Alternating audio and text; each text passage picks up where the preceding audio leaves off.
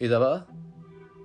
لا لا لا لا لا لا، كله الا الحركه دي. لا، انا حاسس ان انا رجلي انا اللي اتبلت شراب في الميه في الشبشب كده. لا، ليه يا ابني كده؟ ليه؟ و... ايه ده؟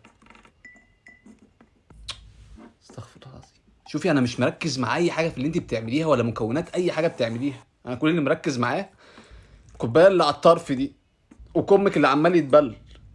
ما تدخلي الكوبايه جوه شويه، يعني دخليها لجوه شويه. هتخسري حاجه؟ والله ما تخسري حاجه. وكمك ده ملوش اهل يسالوا عليه.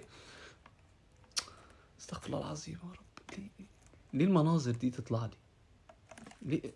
احسن يا شيخه يكش تتدلع على وشك. ليه طيب؟ واكلها كده واكل بطه انت عشان تاكل بطيخه كده؟ ايه بقى سندوتش الموز ده؟ ان الحاجات دي بتطلع لي؟ يلا لا لا لا لا لا، دي صعبه قوي. ده ايه ده؟ ايه ده؟ ايه ده؟ ايه ده؟ في حد ياكل التورته كده؟ وايه التفاصيل دي؟ يا ساتر يا رب، هنام ازاي انا بالمناظر اللي انا عمال اشوفها دي؟ لا لا لا لا لا، منك لله كل اللي ماشي في الشارع هيدعي عليك. اه والله. اه عارفها دي، حصلت معايا قبل كده، رخمه قوي. اه ده سهم معوج، كسل يعمله صح. ده هتمشي طوالي في يمين. اه هي دي بقى محدش هيعرفها غير اللي بيركز في التفاصيل شبهي. ليه؟ وده كل اللي ماشي في الطرق اقسم بالله هيدعي عليك وانا اول واحد. برضه.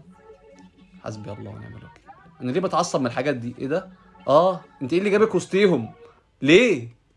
اه انا ما بحبش عمري ما امسكهم بايدي، بيشيلهم بالمعلقه.